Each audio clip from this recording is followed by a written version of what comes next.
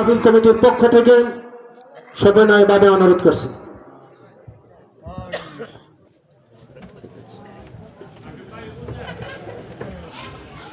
আসসালামু আলাইকুম ওয়া রাহমাতুল্লাহি ওয়া বারাকাতুহু।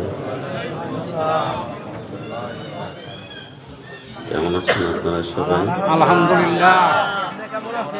মাশাআল্লাহ, আলহামদুলিল্লাহ ভালো আছি। মাহফিলের পরিবেশটা একটু কেমন হয়ে গেছে শুনেন। আসেন আমি বলবো, আমি বলার পরে যদি মনে করেন আসা দরকার তাইলে আসেন। এমনও তো হইতে পারে আমি বলার পরে আপনি দরকার মনে নাও করতে পারেন।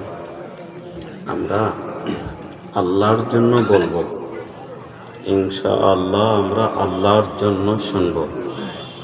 কারোর কোনো বরত্বের জন্য শুনবো না, কোনো ব্যক্তির প্রশংসার জন্য বলবো না, কোনো ব্যক্তির প্রশংসার জন্য শুনবো না।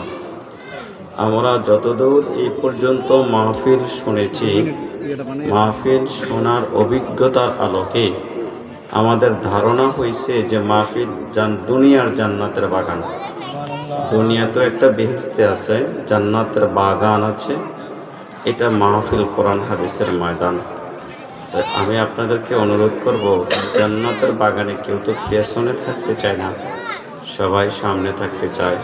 আর সমস্ত বেশি লাভ, বেশি বরকত সামনের মাঝে।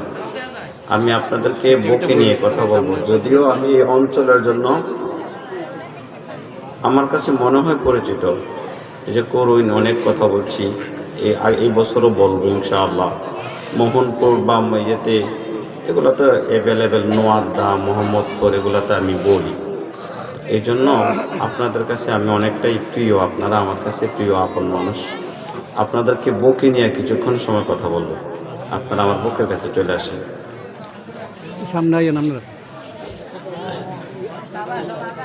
আমি আপনাদেরকে বুঝাইতে পারি নাই। আপনারা সামনে আসেন, সামনে। আমি কই আইয়ে না, আপনি কই আইব? একটু সামনে আসেন আপনারা সবাই।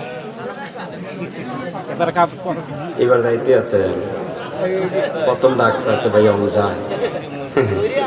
কারণ মাইরেন টেরেন না, যেমনি গেছে মনে হচ্ছে লাগবে।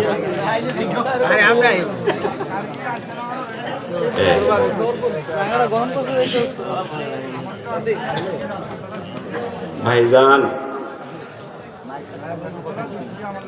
আর একটু সামনে আসলে আপনার চেহারার বরকত আমি নিতে পারবো। আপনার বরকতি চেহারা আমার নসিব হবে। আর একটু সামনে আসেন। আপনারা কারণ গাছের গোড়ামের দিকে যে নিয়ত করে বুঝছেন না, নিচি দিয়ে ঘেরা ছেড়ে দিচ্ছেন?